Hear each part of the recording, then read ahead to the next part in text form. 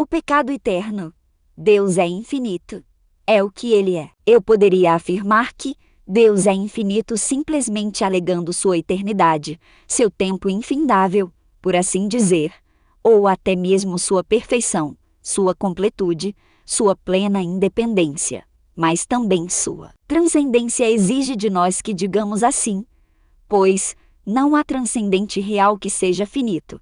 Se for finito, não é transcendente real, é apenas transcendente para aquilo que criou. Se ele criou todas as coisas, como se diz no texto sagrado, é transcendente em relação a todas as coisas, isso significa ser o Altíssimo, o El Elyon. Se não for assim, não é a última coisa, não é a realidade última tendo algo maior que ele, do qual depende, no qual se fixa existendo, no qual subsiste. Para que Deus não tenha algo maior que ele, para que ele seja a realidade maior que a realidade última, ele tem que ser infinito. Deus tem que ser transcendente, portanto, infinito, porque se não for, não seria ele a realidade última pela qual tudo o que existe foi feito, sem a qual nada existiria. Toda coisa, seja de qual natureza for, de qual matéria for, o que quer que seja, vem dele. O infinito é o número de Deus. Sim, infinito é um número. E sim, é o de Deus. Não é desses que se podem representar com casas decimais imagináveis. Não cabe em páginas, não cabe em nenhum livro.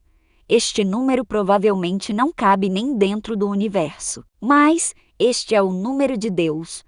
Agora que sabemos disso, saibamos também que este é o número cardinal de Deus, já eterno, eternidade. Esse seu atributo é também um número, só que ordinal. Sim, porque Deus é infinito e eterno, assim como eu sou um e primeiro em umas coisas, segundo ou terceiro em outras. Eterno é um numeral ordinal para Deus. Isso porque não há outro além dele.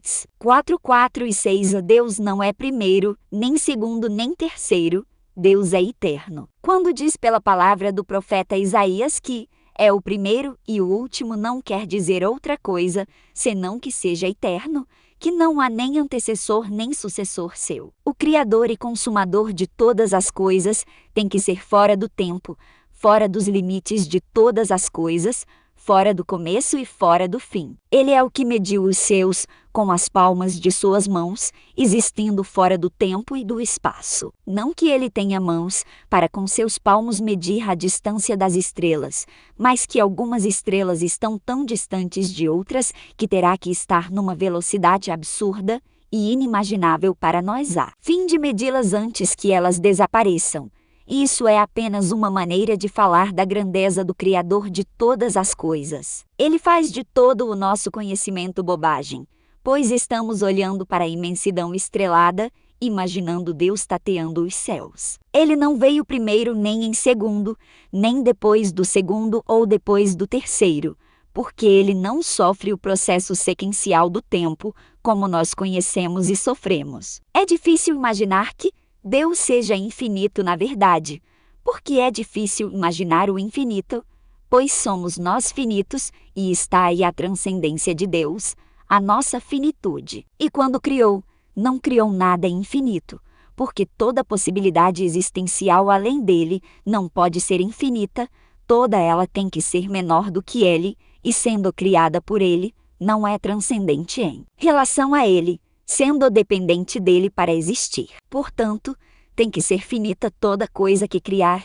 toda coisa que ele criar, tem que ser diferente dele, portanto, finita, posto que já o tenha criado, não pode ser menos que finita, isto é, não pode ser nada, o zero.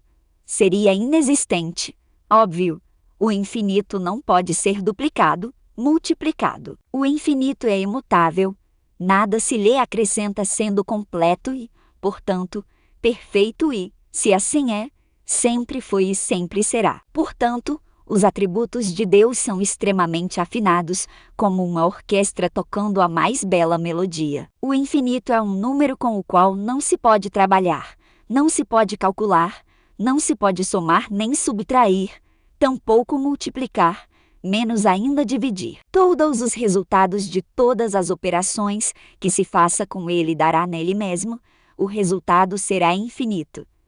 Isso se dá porque é um número absurdamente inumerável, não é possível quantificar. E para nós é só uma palavra solta, vinda da nossa capacidade de gerar abstrações. O infinito é para nós abstrato, tanto quanto são abstratos a justiça e o amor, ambos atributos de Deus. Essa coisa de que todo o cálculo feito com o infinito tem como resultado ele mesmo não somente significa que ele seja incalculável, como também significa que é imutável, e nisso voltamos ao Deus da Bíblia. E mais ainda, essa nossa incapacidade de calculá-lo também significa sua transcendência em relação a nós e certamente em relação a toda a criação. Temos então o número de Deus. Isso nos serve de metáfora, nada mais do que isso, pois o infinito é intocável e incompreensível, tal como o próprio Deus novamente. Nosso prosseguir em conhecê-lo nunca terá fim, por isso a vida que nos oferece e dá gratuitamente é chamada de vida eterna, um tempo suficiente que precisaremos para conhecê-lo, um tempo que não tem fim. Ora, não passaremos a vida eterna estagnados. A vida eterna é dinâmica, nela prosseguiremos em conhecer o Senhor. A vida tem que ser dinâmica, vida é isso. Se não dinâmica, não é vida. Não estaremos congelados num tempo, mas teremos as maiores experiências jamais imaginadas. O céu nunca será tedioso. Não se pode dividir nem subtrair do infinito sem que o produto seja ele mesmo. O Cristo fazendo-se homem ainda é Deus. O infinito fazendo-se um ainda é infinito. Mesmo que se divida, mesmo que de si se subtraia, permanece infinito. E sua divisão ou subtração só é para o finito. Para ele mesmo, permanece como está. Até sua unidade é somente para o finito. Para o infinito é infinidade, e é assim somente para ele. Pois, somente Deus sabe o que é Deus, todo o resto que pode saber alguma coisa, dele sabe menos do que ele é realmente, infinitamente menos. Deus criou tudo finito, porque nada alcança a sua perfeição e completude. Por maior que seja a coisa que crie, será sempre infinitamente menor do que ele. Todo o finito é infinitamente menor que o infinito. Portanto, qualquer coisa que crie é grande ou importante para as coisas que criou, para eles são infinitamente menores. E ele obviamente pode lhes dar a importância que bem quiser. E por mais que prossigamos infinitamente em conhecê-lo, como me parece ser isso, não sairemos, para ele, do ponto de origem, embora, para nós, pareça-nos que tenhamos ido tão longe no seu conhecer. O prosseguir em conhecê-lo só é prosseguir para nós, para ele, estamos no mesmo lugar de quando começamos a conhecê-lo. Nisso consigo uma afirmação, que é a de que Deus é o único que se conhece plenamente, ele é o único que sabe o que é Deus. Só Deus sabe o que é Deus. Deus conhece tudo de si, sendo assim, não há partes nele separadas dele, do seu conhecer. Não há em Deus essa imperfeição que há nos seres inteligentes criados por ele, essa incompletude, essa coisa de dizermos que somos isso ou daquilo sem saber. Ele diz, eu esse o. E, na verdade, perdemos essas partes que nunca fizeram realmente parte do que de fato somos, porque eu não sei o que acontece no meu corpo inteiro. Ele todo não me parece, pensando bem, ser todo eu. Há partes de mim que eu desconheço, há partes de mim que não me lembro. Existe uma vida vivida por mim que se perdeu das minhas memórias, que se desprendeu do meu saber. Meus membros podem ficar dormentes e eu posso não os sentir mais, e a minha própria mente, diz quem é conhecedor destas coisas, por mais que seja consciente neste instante, tem muita coisa inconsciente em todo momento, de tal forma que eu não sou deveras tanto quanto digo que sou. Desta imperfeição, por assim dizer, não sofre Deus. Ele se conhece plenamente, sendo completo e simples, uma singularidade absurda, paradoxal, como tudo nele é para nós. Ora, Deus tem que ser paradoxal em tudo para nós, porque não vemos todas as coisas, somos finitos e não podemos compreender algo infinito. Para mim, e já lhe quem concordasse comigo, Deus é todo mente, tudo nele é Ele, diferente de nós que teimamos em achar que nossos corpos são partes ou tudo que somos, desmentindo a existência da alma para obviamente nos atermos aos prazeres e vícios desse nosso corpo, em cujos membros milita a nossa infame carnalidade, que vai produzir em nós toda sorte de suas más obras. A alma, sim, é todo eu, mais até do que minha mente, este membro do meu corpo, outra arma da milícia da carne. Diferente de nós, o Senhor não possui partes desconhecidas de si por Ele mesmo. Como nós, Ele não possui, Ele é. Ora, se Deus se conhece totalmente, Ele tem que ser, e é apenas mente. Assim, somente Deus sabe o que é Deus, e somente Deus sabe que é Deus, pois se conhece totalmente, Ele é o único que se conhece plenamente, diferente de todo o resto que pode se conhecer. E agora eu chego a uma conclusão intrigante, a de que somente Deus se conhece, somente Deus sabe o que é Deus, somente Deus sabe que é Deus e, portanto, somente Deus sabe que Deus existe. Apenas Ele tem mente suficiente para armazenar todo esse conhecimento sobre si, uma mente infinita. Ele é infinito e sua mente é tal qual Ele, sendo todo Ele. Então, chegamos a esse raciocínio que não pode ser negado. Só Deus sabe que Deus existe.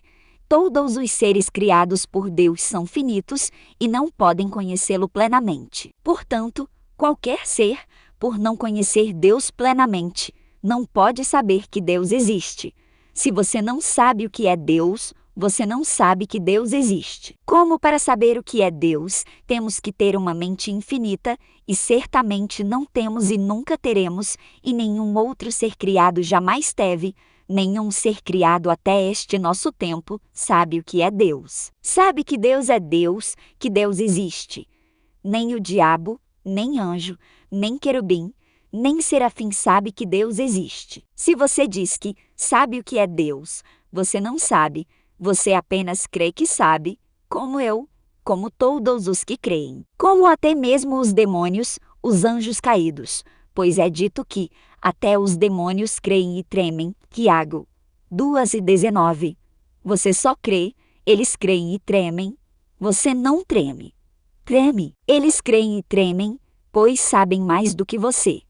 Nem mesmo aquele que caiu primeiro, a quem chamamos de Satanás, sabe que Deus existe, nunca soube e continua sem saber. E assim, mantém-se na sua rebelião, na sua liberdade de rebelar-se contra algo, contra o qual não pode se rebelar, do qual não se pode fugir, o implacável. Mas, como não sabe que não pode, que é seu nada absoluto, acha que pode e faz, rebela-se. O diabo não sabia que aquele a quem os serafins rendem louvor continuamente é maior do que aquilo que ele via, presenciava. Os anjos são finitos, não tão finitos como nós, no entanto, não são infinitos e, portanto, não compreendem o infinito, assim como nós não compreendemos o infinito, nem mesmo a existência dos anjos, que estão um pouco acima de nós.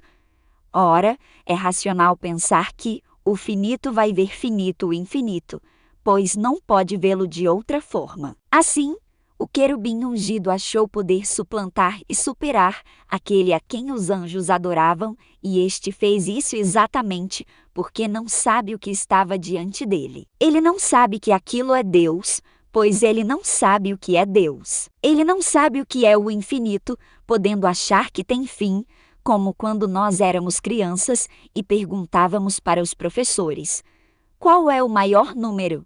Qual é o último número? E os professores diziam para nós, como que se tivessem consciência plena disso, de que os números são infinitos, que não têm fim. E nós aceitávamos isso como absoluta verdade da mesma forma como Satanás deveria ter aceitado e não fez, rebelando-se. Deve ser aquela ideia de Jesus de que para entrar no reino, você deve ser como uma criança. Amigo, se for assim, isso é mais antigo do que se imaginava. As coisas que Jesus falava, por mais efêmeras e corriqueiras que nos pareçam, têm ecos eternos, se pensarmos bem. Imagine 3 baldes, cada um de um tamanho, um grande, um médio e um menor ainda. O balde maior está cheio até o borco, e você sabe que toda a água presente nele não cabe em nenhum dos 2 baldes menores, mas cada um dos baldes menores consegue comportar a capacidade que corresponde ao seu tamanho. Assim somos nós e os anjos em relação ao conhecimento de Deus. Só podemos comportar aquilo que corresponde ao nosso tamanho, à nossa capacidade de comportar. Nós somos o balde menor de todos e os anjos, o balde de tamanho médio. Assim como nós não conseguimos comportar toda a água, nem do balde médio, mais do que a nossa capacidade, o balde médio não comporta mais do que a sua capacidade da água, que está no balde maior. Agora, para nos aproximarmos mais ainda da realidade do que tenho falado, imagine que o balde maior não é simplesmente grande em relação aos outros, ele contém uma quantidade de água infinita porque ele é um balde de tamanho infinito. Nem nós nem os anjos sabemos mais do que podemos saber sobre Deus, e se você desconhece alguma coisa, que seja em parte, você não sabe que ela existe, não sabe que ela é o que dizem que ela é. Se você pudesse voltar no tempo e mostrar um telefone celular para uma pessoa que viveu nos anos 50, por mais que você diga para ela que aquilo é um telefone celular, ela não sabe que é um telefone celular porque ela nunca viu nenhum telefone celular para confirmar em si mesma que aquilo é o que você disse que é. Ela terá a liberdade de dizer que telefones celulares não existem, que aquilo que está nas suas mãos não é um telefone celular, ou que você está mentindo. Ela não sabe o que é um telefone celular, e mesmo que ele esteja diante dela, ela não saberá confirmar que existem telefones celulares, porque para ela o que está diante dela pode ser um sem número de coisas além de um telefone celular. Ninguém além do infinito tem consciência plena do infinito. Ninguém concebe o infinito que não seja o próprio infinito. Apenas uma mente infinita concebe tanta grandeza, portanto, o querubim ungido não sabe que Deus existe. Ele sabe mais do que nós, porém não sabe o que é isso, e não sabe que Deus existe tanto quanto nós não sabemos. Os anjos estão um pouco acima de nós, porque eles têm algo que nós não temos. Eles têm algo que eu vou chamar de objeto divino. Nós não temos isso. Por isso, nós podemos negar que haja Deus, podemos nos desviar enquanto vivos dessa verdade, porque ela está oculta de nós pela nossa inferioridade, pelo pouco que somos. Os anjos têm um objeto divino, e o que eu quero dizer com isso é que os anjos presenciavam Deus e provavelmente o viam finito, pois eles eram finitos vendo o infinito. Eles não o viam infinito, como realmente é. Ninguém jamais viu a Deus. De fato, Deus mesmo em tudo o que ele é jamais foi visto. Eles tinham um objeto divino, e isso os tornou indesculpáveis, dado que há uma premissa dita na fala do nosso Senhor Jesus, quando em carne. Aquele a quem muito é dado, muito lhe será exigido. LC 12:48. E essa premissa nos é muito preciosa para que possamos entender o porquê de não se ter dado chance de redenção aos anjos caídos para que se arrependessem, como é dado a nós. Porque nós não temos o objeto divino, nós não abrimos os nossos olhos e vimos a grandeza que podemos ver de Deus, do infinito. A nós não foi dado muito para que muito nos seja cobrado, e enquanto ainda estamos vivos, somos possivelmente alvos da misericórdia escorrida em forma de sangue na cruz do Calvário. Aos anjos caídos não foi dado esse privilégio, porque eles passaram do limite, foram além do que se pode ir. Eles tinham a grandeza da certeza de que há algo e preferiram não confiar nele, preferindo a incredulidade. Nós nascemos sem Deus. Aos anjos caídos foi dado outro privilégio, eles nasceram com a consciência de que há algo, conhecimento esse que nós, os filhos dos homens, não temos. Eles, os anjos, não tinham que acreditar que havia algo para chamar de Deus. Eles tinham que confiar que aquilo que estava, digamos assim, diante de seus olhos era aquilo que ele dizia que era. Já nós ainda temos que acreditar que aquilo que não está diante dos nossos olhos é aquilo que nem sabemos o que é. De uma certa forma, eles e nós estamos presos à necessidade da fé, da confiança em Deus, eles tendo um objeto em quem confiar e nós, que simplesmente confiar sem o objeto. Se pensarmos bem, não há como saber que Deus é aquilo que ele disse que é. Portanto, resta-nos apenas a fé, e é por isso que, para nós, ela é motivo de salvação. E agora sabemos que aos anjos foi exigida a mesma coisa, eles tiveram que confiar em Deus, tanto quanto nós temos que confiar. Obviamente há uma diferença, e é a de que eles tinham um objeto divino. Há pouco falei do número de Deus, que é esse tal de infinito. Posso acrescentar que existe um número para o ser humano e toda criatura inteligente criada por Deus, isto é, cada indivíduo consciente criado por Deus. E esse número é 1, pois eu sou uma unidade indivisível e toda consciência certamente é assim, um singular. Nós somos uma singularidade indivisível e imultiplicável, e não há nada que se acrescente a nós, nem que se tire nós. Mesmo se criassem uma duplicação de mim, a partir do momento em que ela surgisse não seria eu, seria outro eu, outra consciência. A partir do momento em que fosse criada, por mais que tivesse toda a minha memória e toda a minha vivência, não seria eu não teria consciência dela a partir daí, e ela não teria consciência de mim. Somos só isso, o numeral U. Somos únicos. Somos indivíduos. Falei do número máximo, o infinito. Falei também do número mínimo, que é o mais próximo do zero. Do nada, o 1. Se bem que havendo o infinito, o 1 está infinitamente distante do zero. Mas isso somente para o infinito, não o próprio 1.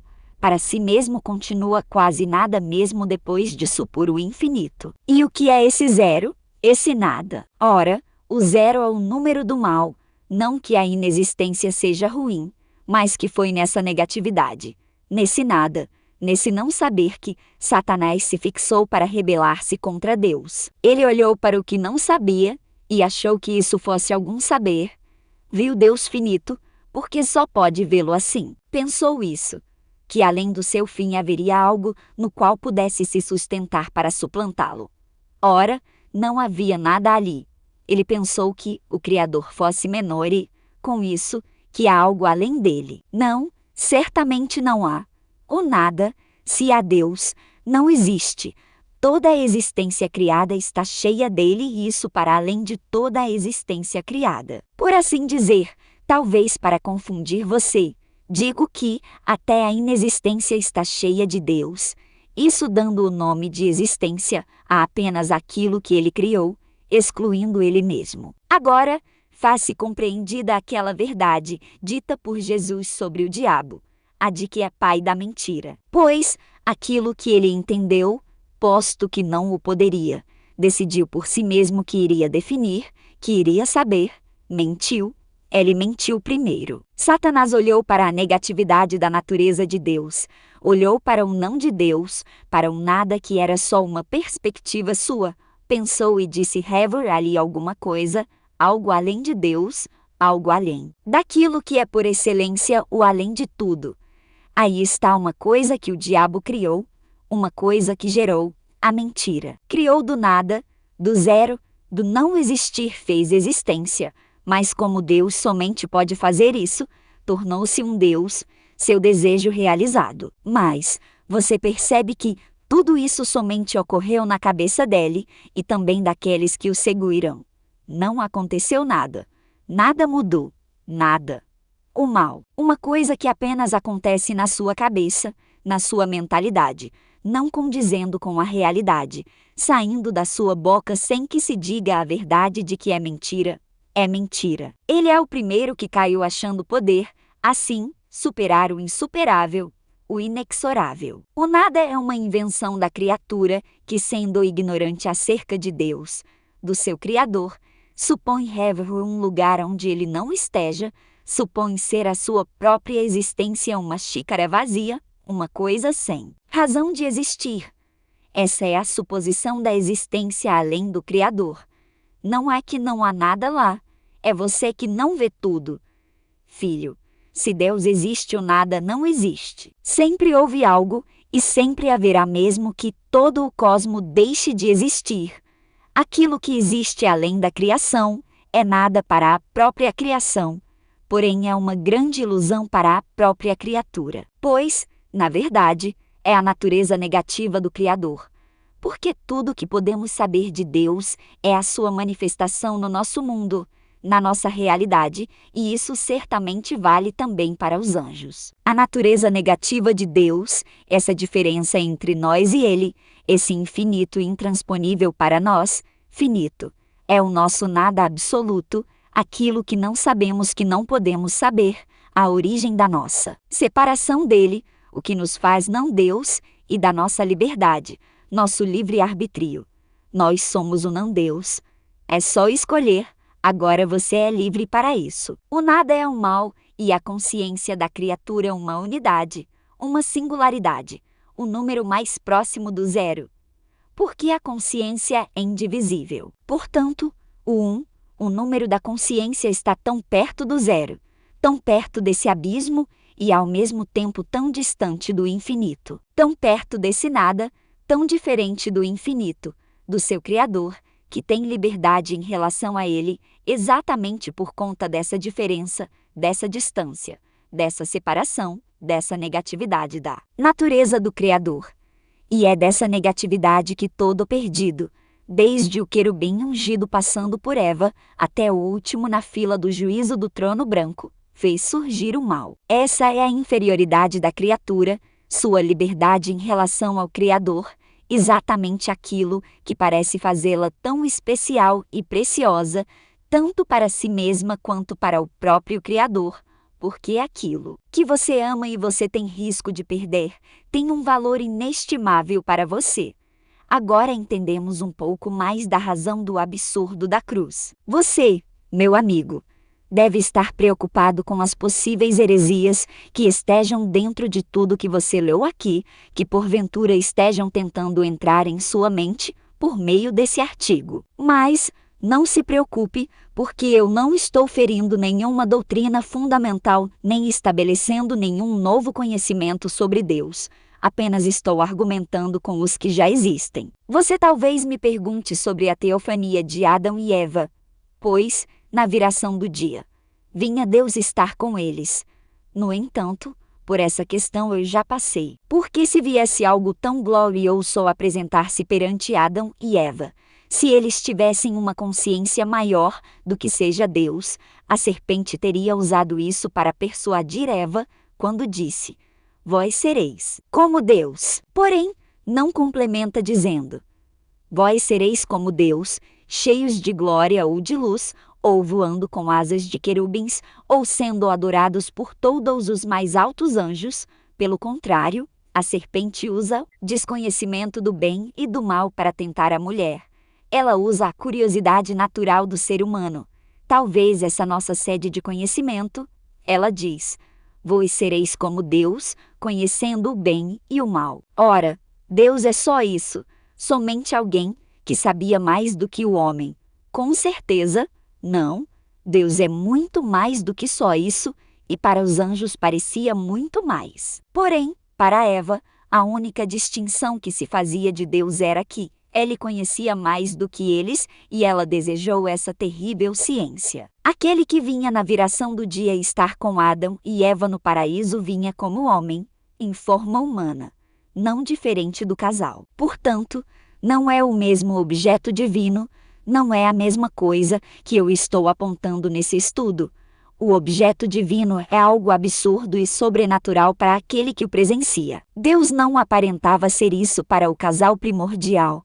Aquele objeto divino do qual tenho falado se manifestou no tempo de Jesus, e não estou falando da pessoa do bom mestre. O bom mestre era como aquele que vinha na viração do dia durante o período da inocência do homem, pois, na minha desprezível opinião, era ele mesmo. Eu falo, na verdade, de todas as coisas maravilhosas que Jesus andou fazendo em seus dias. Estou falando de Jesus curando enfermidades de todos os tipos, fazendo prodígios, como as multiplicações de mantimentos e ainda expulsando demônios das pessoas que por eles eram escravizadas. Mesmo com tudo isso, mesmo com todo esse bem, os fariseus, vendo Jesus expulsando demônios, reputaram-no como endemoniado, ressuscitando Baal, desta vez como Baal-zebub, Beuzebu, morto ou adormecido. Desde que seus profetas se cortavam com navalhas no Monte Carmelo para que fizesse cair fogo do céu, naquele desafio proposto por Elias, profeta do Deus vivo. Eles disseram que Jesus era possesso por Beuzebu, o que levou o mestre a argumentar que Satanás não expulsa Satanás. E mais que é o que me interessa neste texto, ele disse: em verdade vos digo que tudo será perdoado aos filhos dos homens, os pecados e as blasfêmias que proferirem. Mas aquele que blasfemar contra o Espírito Santo não tem perdão para sempre, visto que é réu de pecado eterno.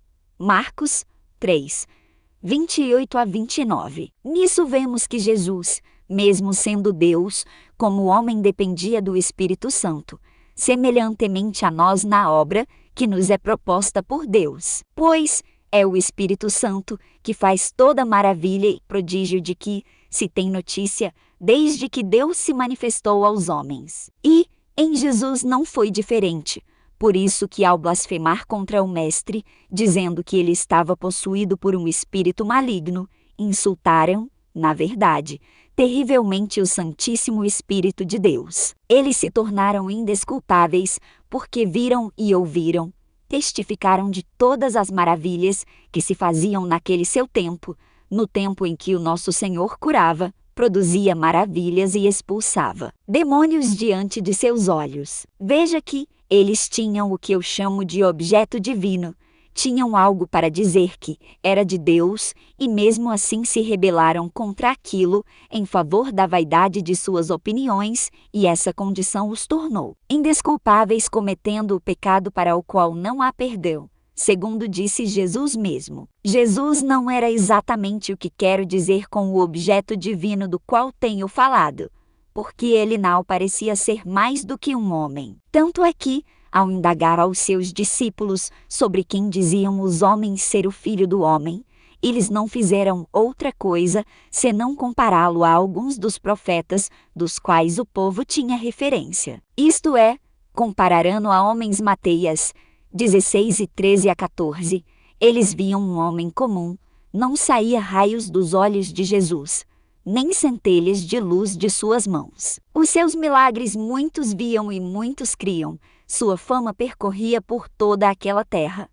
Mas, provavelmente ao olhar para Jesus, não viam mais do que um homem qualquer. O objeto divino do qual tenho falado é essa evidência de que aquilo que estava ali não era desta realidade, deste mundo, e tanto corrobora o bem quanto é corroborado pelo bem, pois o que Jesus estava fazendo era o bem, curava, saciava a fome do povo, pregava o que era justo e expulsava demônios. Não havia razão para se crer que todo aquele bem fora praticado pelo diabo. Aqueles homens se tornaram indesculpáveis e não poderiam mais ser lavados de seus pecados por conta do que fizeram, da mesma forma como aconteceu com Satanás. O Cristo morreu na cruz por todos os homens e não pelos anjos, porque estes tinham um objeto divino, o qual desprezaram para seguirem o pai da mentira. Satanás anda rodeando a terra e passeando por ela buscando a quem tragar, já condenado tal qual aqueles homens que enquanto estiveram vivos viveram suas vidas e morreram como homens quaisquer. Mas jamais poderiam receber a redenção derramada na cruz em forma de sangue. Enquanto isso, Judas, sofrendo do mesmo mal, não da blasfêmia contra o Espírito Santo obviamente, procurava uma corda para se enforcar. Mas ele também, tanto quanto Satanás e os fariseus, esteve diante da verdade e não se firmou nela. Não estou de forma alguma igualando a condição dos escribas que blasfemaram no tempo em que Jesus expulsava demônios à situação dos anjos, porque os anjos estão obviamente em uma situação superior e, por isso, completamente incognoscível para qualquer ser humano. Lembre-se, somos o balde pequeno. O objeto divino que os fariseus e outros homens presenciaram era aquilo que eles, enquanto homens, podiam presenciar, diferente dos anjos, que presenciaram um objeto divino de acordo com aquilo que eles, enquanto anjos, podiam presenciar.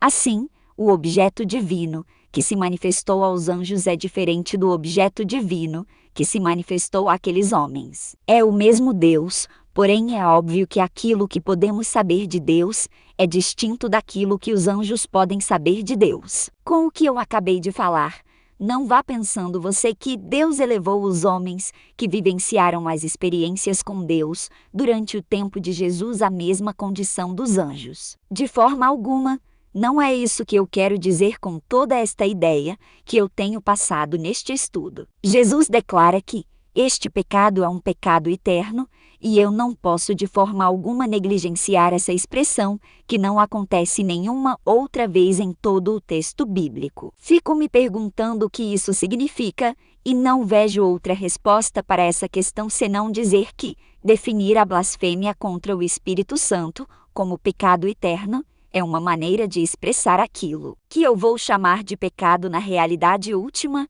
ou seja, um pecado cometido com algum grau de convicção do que se está fazendo, da consequência e da realidade do pecado, ou seja, do tamanho real do pecado. Tanto os anjos caídos quanto os fariseus cometeram esse pecado eterno, ou seja, tendo um objeto divino, algo que lhes sinalizava o risco que corriam, não buscaram se corrigir ou estancar suas más intenções e atitudes.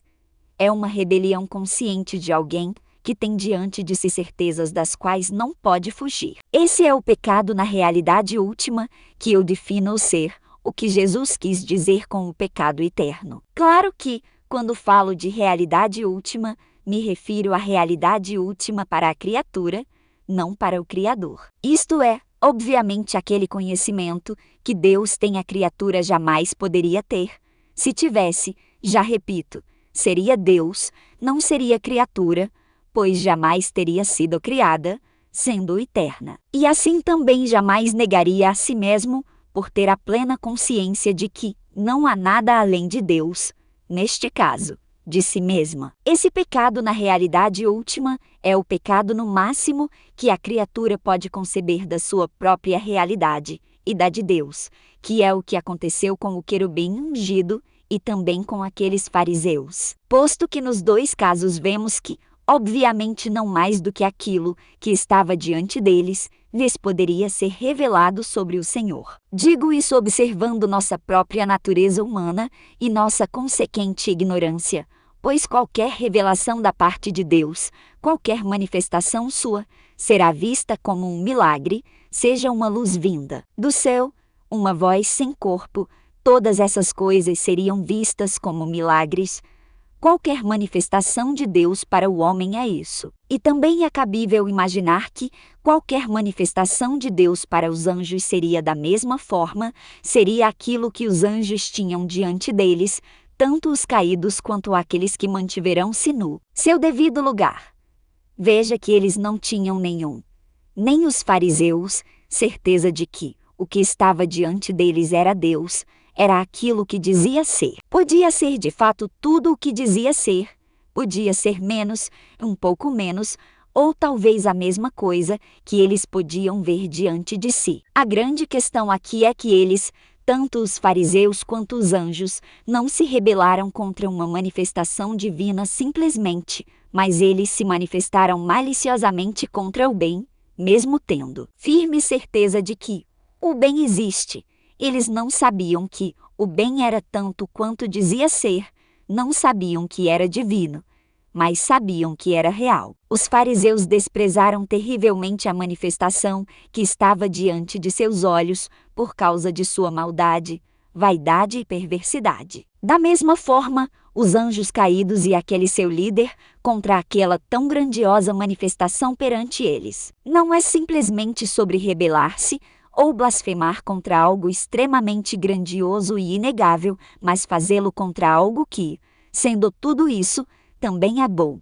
Eles inventaram a injustiça. Então, nasceu o mal, eles todos ultrapassaram um limite. Acho que devo salientar que, baseado nessa proposta de interpretação que eu estou fazendo, não existe blasfêmia contra o Espírito Santo que seja sem manifestação do Espírito Santo, sem a manifestação do poder de Deus, ou seja, apenas alguém falando bobagem e xingando a expressão Espírito Santo, provavelmente não é um pecado eterno, porque não há o objeto divino. A pessoa está apenas agindo de forma tola contra algo do qual ela não tem qualquer fundamento de certeza. Não parece ser justa a condenação de um idiota por causa de sua idiotice. Digamos assim, que Deus não leva em conta o tempo da ignorância, porém, eu saliento, baseado nos provérbios de Salomão, que todos os condenados ao inferno são tolos, idiotas. Não é que a blasfêmia contra o Espírito Santo seja o pecado eterno, mas que o pecado eterno é uma categoria especial de pecado do qual não se pode ter perdão exatamente pelo fato de que há um pecado totalmente consciente, onde Deus é uma realidade que não pode ser desmentida, duvidada ou descredibilizada. E, quando falo Deus, também estou principalmente me referindo à sua moral perfeita, o bem. O Espírito Santo de Deus é quem promove as coisas sobrenaturais, as quais eles viram Jesus fazer, e também por meio dos apóstolos, e assim por diante. Pois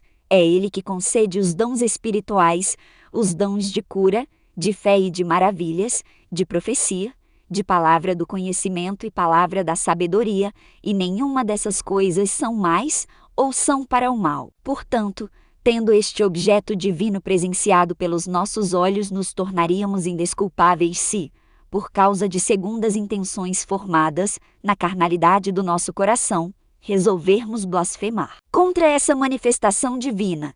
Estamos blasfemando contra o Espírito Santo de Deus. Veja mais essa evidência. É impossível, pois, que aqueles que uma vez foram iluminados e provaram o dom celestial, e se tornaram participantes do Espírito Santo, e provaram a boa palavra de Deus e os poderes do mundo vindouro, e caíram, sim, é impossível outra vez renová-los para arrependimento.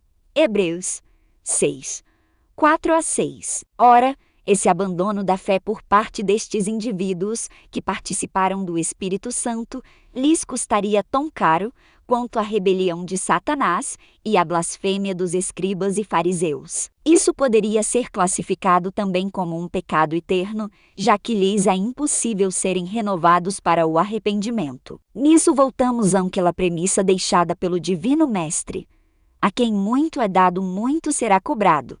Aqui achamos uma advertência quanto ao perigo de se desviar da fé e da doutrina. Muitos apostas, heresiarcas e hereges nunca mais voltaram ao seu estado de salvos, nem se arrependeram de seus pecados. Portanto, cuidado para onde você aponta esse seu pé. Pode ser que você nunca mais consiga apontá-lo para dentro de uma igreja. Não é difícil encontrar pessoas nesse estado em nossos dias. O meio pentecostal mesmo está lotado de pessoas dentro e fora das igrejas nesse estado eterno. Digo, dentro da igreja, porque se observa que muitos deles estão dentro da igreja, cometendo toda sorte de pecados ocultos, dos quais não se arrependem. E tema e trema por isso, porque este texto está dizendo que você pode, sim, perder a salvação. É dito em o quê? 12:10.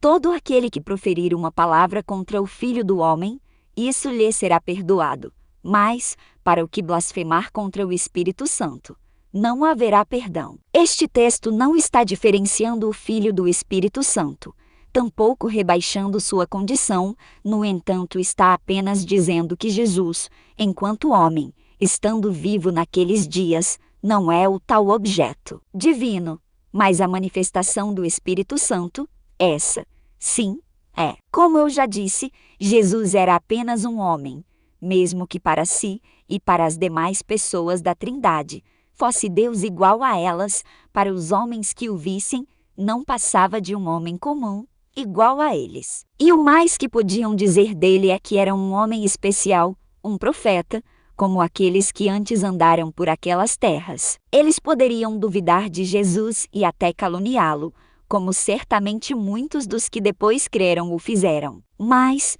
mediante a manifestação do Espírito Santo, que sempre é boa, a blasfêmia contra Deus seria imperdoável. Essa blasfêmia contra o Espírito Santo não é blasfêmia simplesmente contra uma única pessoa da Trindade, porém contra tudo o que se pode saber de Deus. É como se nós, mediante a manifestação de algum prodígio divino, por razões carnais, maliciosas, começássemos a xingar e amaldiçoar tal presença. A questão aqui não é o Espírito Santo, mas sua manifestação. O Filho é tão Deus quanto o Espírito Santo, e não há diferença entre os dois, em termos de grandeza e divindade. Podem existir outros casos semelhantes na Bíblia de pessoas que provaram desse objeto divino, da boa manifestação poderosa de Deus, e se rebelaram, e em seguida não tiveram mais chance alguma de arrependimento, como aconteceu com uma considerável parte daqueles israelitas no deserto. Naquele tempo, há até aqueles que foram engolidos pela terra por causa de sua rebelião. Veja um caso mais distante do daqueles, o de Ananias e Safira, que, seguindo o fermento dos fariseus, a busca de se vangloriarem e justificarem perante os homens, achando mentir a eles para ganhar fama, acabaram por mentir ao Espírito Santo, como diz o apóstolo Pedro na ocasião Atos 5:3. Naqueles dias foram produzidos pelo Espírito Santo, através da vida dos apóstolos, muitos milagres de tal forma que havia muitas conversões por conta disso. Era evidente que Deus agia no meio de sua igreja e, de repente, invejando a boa fama de José Barnabé, por conta do fato de ele ter vendido um campo e dado todo o lucro como oferta para a igreja. O casal, Ananias e Safira, negligenciaram a verdade sobrenatural e o bem que os circundava, achando que a igreja era um amontoado de crianças órfãs. A consequência disso foi que, naquele mesmo dia, morreram ambos sem chance, nem tempo, para se arrependerem. Mais uma vez, observa-se uma coincidência nesses casos, o objeto divino, a manifestação maravilhosa do bem. Nisso você poderia me indagar acerca dos 11 discípulos que, também tendo visto e presenciado aquelas coisas que eu denominei como objeto divino se manifestarem em Jesus, fugiram e o deixaram ser preso e morrer sozinho, com exceção de algumas mulheres e João. Além do mais, temos o caso de Pedro, que chega ao cúmulo de negar ter conhecido Jesus por 3 vezes ao ser indagado. Neste caso, não houve blasfêmia, nem rebelião, nem tampouco qualquer vaidade ou malícia. Estes homens fugiram, tal qual o Pedro que negou por estarem amedrontados. Pedro não era um rebelde. Pedro era só mais um medroso. Amigo, seu Deus não é malicioso e vingativo. Ora, o diabo não sabia o que é Deus, porque ele é finito e Deus é infinito. E o conhecimento infinito não cabe na sua mente finita, porém aquilo que estava diante dele não lhe fazia nenhum mal, apenas essa invenção de sua cabeça, esse seu mal, a saber, o fato de ele lhe ser superior, e achado nesse estado de abuso de sua ignorância, já está condenado, mesmo que ainda não tenha sido executado o seu juízo, mesmo que já seja réu de pecado eterno. A rebelião de Satanás ainda está em curso.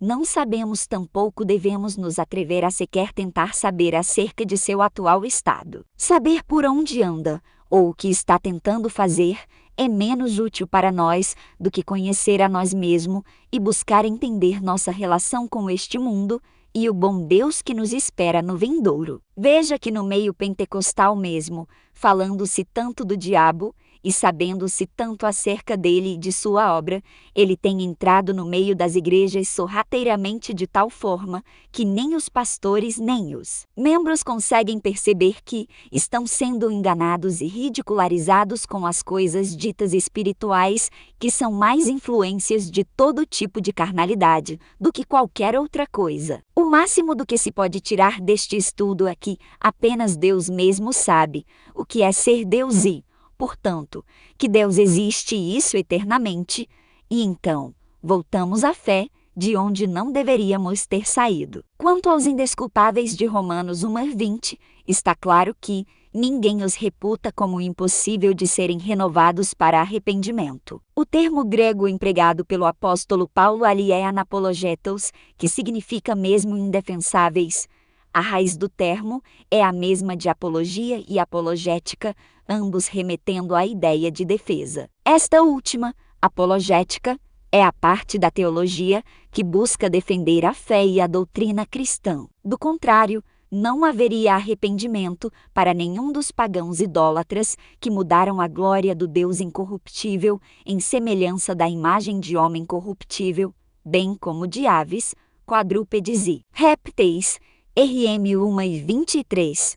Na verdade, se pensarmos bem, não haveria perdão para nenhum de nós por conta do nosso estado anterior de vida. No contexto do que Paulo expressa naquele texto, todos somos indefensáveis antes de nos convertermos a Cristo. Essa revelação natural a qual o apóstolo se refere não deixa ninguém imperdoável, mas, sim, sem defesa perante o juízo divino, o que é com todos antes de conhecerem a Cristo. Fica uma questão inquietante no ar. Como pode pessoas que tiveram experiências magníficas com Deus voltarem-se contra Ele, abandonarem a fé e assim perderem a salvação que aparentemente um dia tiveram? De fato, esse é um estado que eu não tenho como trabalhar, porque até onde eu sei, eu estou do lado de cada fé. Mas o máximo que se pode entender disso é que eles abusaram dessa terrível liberdade que a criatura tem em relação ao Criador, que é, na verdade, liberdade para si mesmo, pois aquela realidade última que só o Criador concebe, ela, a criatura, não tem e não pode conceber. A verdade de que não há limites para Deus, que Deus é infinito. Preso a essa terrível realidade, sem poder concebê-la de forma plena exatamente por isso, para a criatura talvez a queda fosse iminente. Ainda bem que Deus fez mais de uma criatura para que a salvação alcançasse pelo menos uma.